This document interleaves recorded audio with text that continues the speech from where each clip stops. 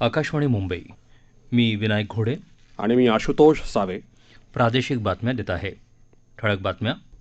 विज्ञान आणि तंत्रज्ञानाचं केंद्र म्हणून भारताची उभारणी करण्यासाठी एकत्रितपणे काम करण्याचं प्रधानमंत्री नरेंद्र मोदी यांचं सर्वांना आवाहन. आधुनिक तंत्रज्ञान तसंच केंद्र आणि राज्याच्या योजनांद्वारे लाभदायी शेती करण्यासाठी शेतकऱ्यांनी एकत्र येत कृषी उत्पादक कंपन्या स्थापन करण्याची केंद्रीय मंत्री नितीन गडकरी यांची सूचना. प्रधानमंत्री मत्स्य संपदा योजनेला 2 वर्ष पूर्ण. मत्स्योत्पादन क्षेत्रानं नोंदवली 14.3% वाढ. आणि पद्मश्री दया पवार स्मृती पुरस्कारांसाठी निर्माते दिग्दर्शक नितीन वैद्य, अभिनेत्री छाया कदम, कवी आणि सामाजिक कार्यकर्ते अनिल साबळे आणि वैद्यकीय पत्रकार संतोष आंधळे यांची निवड. अमृतकाळात विज्ञान आणि तंत्रज्ञानाचं केंद्र म्हणून भारताची उभारणी करण्यासाठी एकत्रितपणे काम करण्याचं आवाहन प्रधानमंत्री नरेंद्र मोदी यांनी सर्व राज्यांना केलं आहे. ते आज अहमदाबाद इथं आयोजित केंद्र राज्य विज्ञान मेळाव्याच्या उद्घाटनानंतर आयोजित सभेला व्हिडिओ कॉन्फरन्सिंगद्वारे संबोधित करत होते. शास्त्रज्ञांना आवश्यक ते पाठबळ पुरवावं तसंच राज्यात विज्ञान आणि तंत्रज्ञान संस्थांच्या उभारणीवर भर द्यावा अशी सूचना मोदी यांनी राज्यांना केली. शास्त्रीय संशोधन तळागाळापर्यंत पोहोचवण्याची आणि स्थानिक समस्यांवर विज्ञानावर आधारित उपाय शोधण्याची गरज त्यांनी व्यक्त केली. विज्ञानावर आधारित विकासाच्या संकल्पनेनुसार केंद्र सरकार काम करत असून 2014 पासून विज्ञान आणि तंत्रज्ञानाच्या क्षेत्रातली गुंतवणूक लक्षणीयरित्या वाढली आहे असं त्यांनी सांगितलं. भारताला संशोधन आणि नवोन्मेषाचं जागतिक केंद्र बनवण्यासाठी एकाच वेळी अनेक पातळ्यांवर प्रत्येकाला काम करावं लागेल असं ते म्हणाले. केंद्रीय विज्ञान आणि तंत्रज्ञान राज्यमंत्री जितेंद्र सिंग यावेळी म्हणाले की विज्ञान आणि तंत्रज्ञानाच्या क्षेत्रात खाजगी क्षेत्राचा सहभाग वाढवण्यासाठी सरकारनं अनेक पावलं उचलली आहेत. गुजरातचे मुख्यमंत्री भूपेंद्र पटेल यावेळी उपस्थित होते. राज्य आणि केंद्रशासित प्रदेशांचे मंत्री, वरिष्ठ अधिकारी, उद्योग प्रतिनिधी, सेवाभावी संस्था, युवा शास्त्रज्ञ आणि विद्यार्थी या मेळाव्यामध्ये सहभागी झाले आहेत. आधुनिक तंत्रज्ञान तसंच केंद्र आणि राज्य शासनाच्या योजनांचा लाभ घेऊन लाभदायक शेती करायची असेल तर शेतकऱ्यांनी एकत्र येत कृषी उत्पादक कंपन्या स्थापन कराव्यात असं आवाहन केंद्रीय मंत्री आणि ॲग्रोव्हिजनचे प्रणेते नितीन गडकरी यांनी केलं आहे.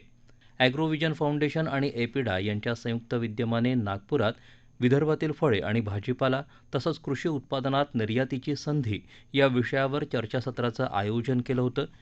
या चर्चासत्राच्या उद्घाटनावेळी नितीन गडकरी बोलत होते.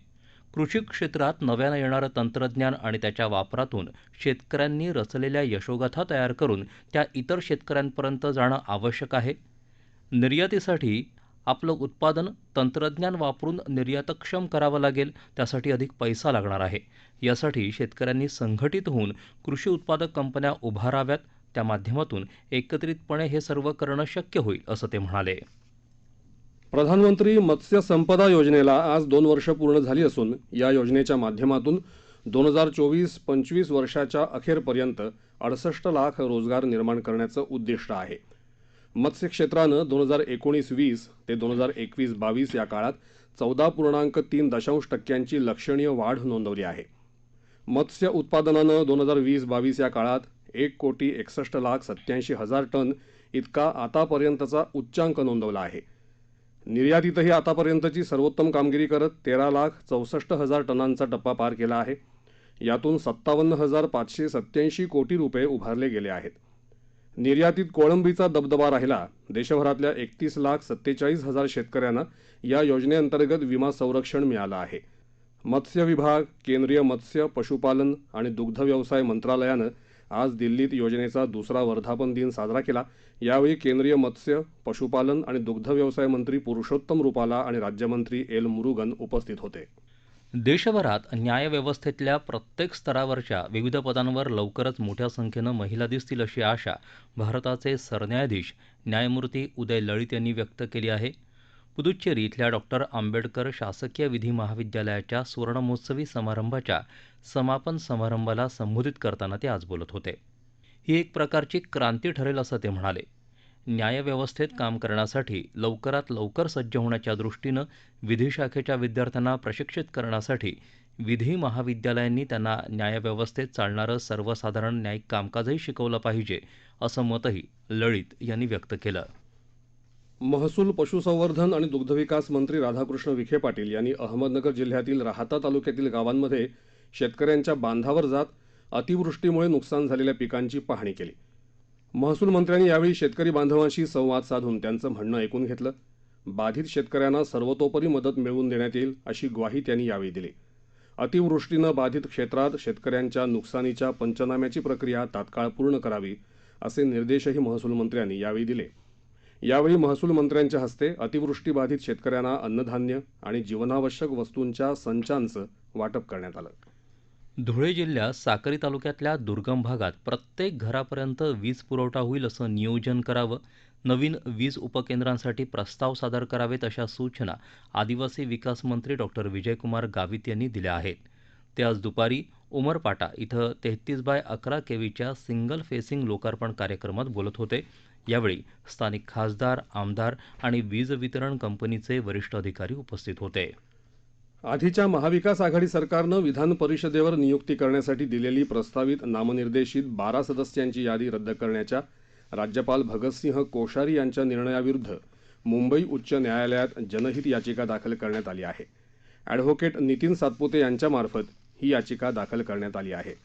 राज्यातल्या नव्या सरकारच्या वैधतेबाबत सर्वोच्च न्यायालयात दाखल असलेल्या याचिकांचा निर्णय प्रलंबित आहे. त्यामुळे या सरकारची शिफारस बाजूला सारून 12 आमदारांची यादी रद्द करण्याचा निर्णय मागे घेण्याचे निर्देश राज्यपालांना द्यावेत अशी विनंती या याचिकेमध्ये करण्यात आली आहे. पक्षीय राजकारणात सक्रिय भाग घेऊन राज्यपालपदाचा सन्मान कमी करू नये यासाठी मार्गदर्शक तत्त्व जारी करावीत असंही या याचिकेत म्हटलं आहे.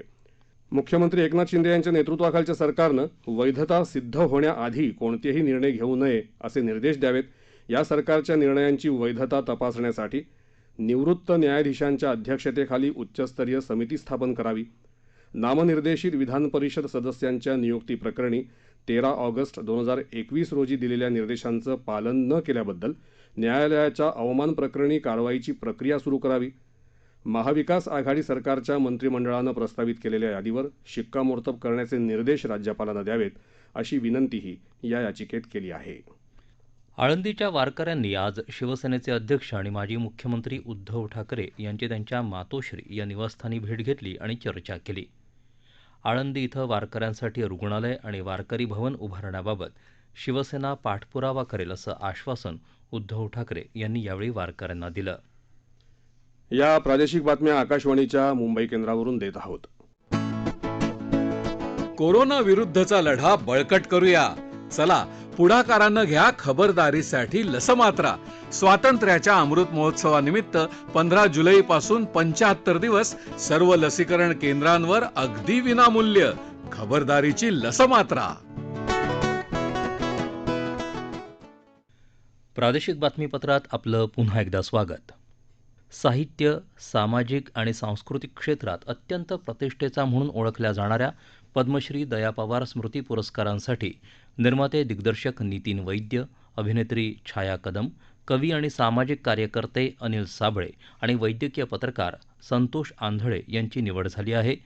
याबरोबरच भुरा या आत्मचरित्रात्मक पुस्तकासाठी JNUचे प्राध्यापक शरद बाविस्कर यांना यंदाचा ग्रंथाली पुरस्कृत बलुत पुरस्कार जाहीर झाला आहे. हा पुरस्कार दया पवार प्रतिष्ठानतर्फे दरवर्षी देण्यात येतो. या पुरस्काराचं वितरण मुंबईत विधान परिषदेच्या उपसभापती डॉ. नीलम गोऱ्हे यांच्या अध्यक्षतेखाली येत्या 20 तारखेला एका विशेष कार्यक्रमात करण्यात येईल. यंदाचा हा 24वा पुरस्कार सोहळा असून प्रत्येकी 10,000 रुपये रोख आणि सन्मानचिन्ह असं या पुरस्कारांचं स्वरूप आहे. यासंबंधी अधिक माहिती देताना दया पवार प्रतिष्ठानचे सचिव प्रशांत पवार यांनी सांगितलं की गेल्या 2 वर्षांपासून कोरोनामुळे दया पवार स्मृती पुरस्कार जाहीर झाले नव्हते. त्यामुळे यावर्षी सलग 3 वर्षांचे पुरस्कार घोषित केले आहेत. दया पवार यांच्या बलुत या गाजलेल्या आत्मकथनाला 40 वर्ष पूर्ण झाल्याच्या निमित्तानं 2018 पासून नावाजलेल्या आत्मकथनांना ग्रंथाली पुरस्कृत बलुत पुरस्कार दिला जातो. पुण्यातली गणेश विसर्जन मिरवणुकीची आज सांगता झाली असून ही मिरवणूक तब्बल 30 तास चालली. या वर्षीच्या या मिरवणुकीनं नवा विक्रम नोंदवला आहे. 2014 साली ही मिरवणूक 29 तास 30 मिनिटं चालली होती. महाराष्ट्र नवनिर्माण सेनेचे नेते अमित ठाकरे यांनी आज आपला समुद्रकिनारा आपली जबाबदारी या मोहिमेत सक्रिय सहभाग घेतला.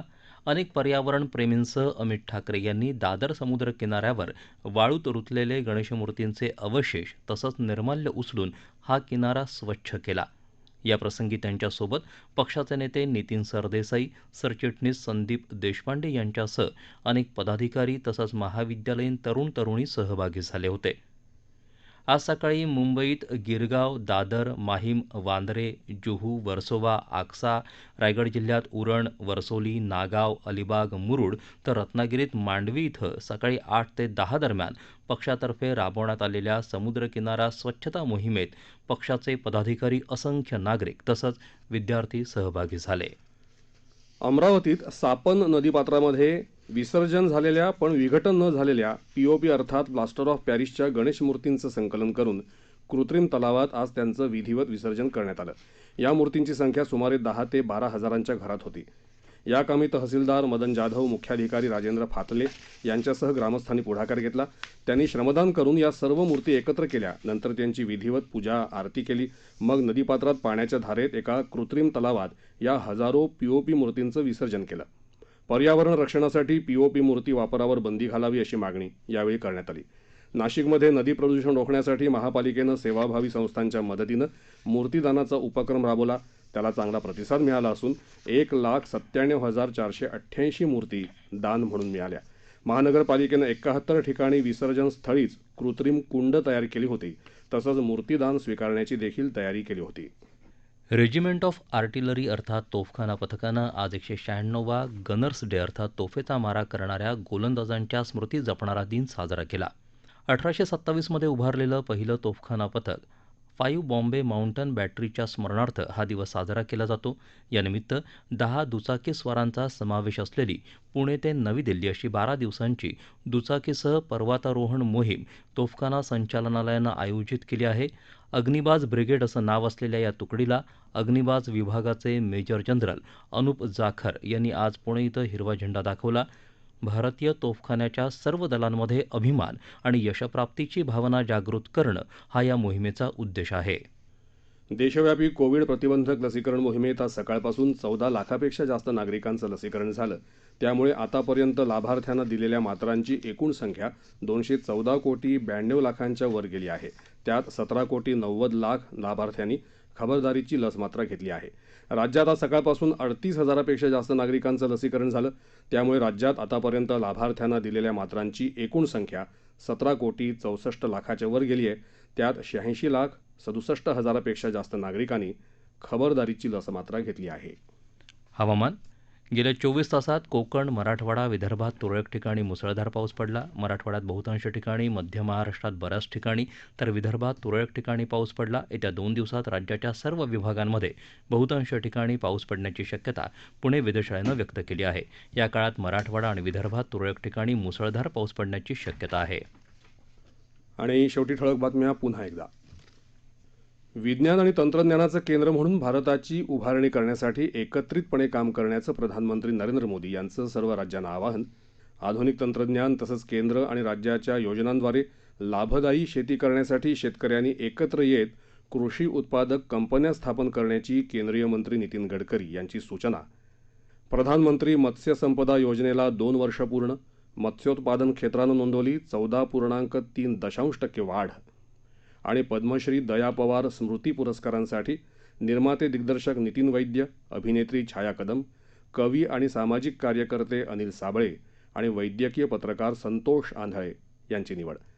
आकाशवाणीच्या बातम्यांसह जगभरातल्या बातम्या तुम्ही ट्विटरवर airnews_मुंबई या हँडलवरही दिवसभर पाहू शकता. याबरोबरच आकाशवाणी मुंबई केंद्रावरचं हे प्रादेशिक बातमीपत्र संपलं. नमस्कार.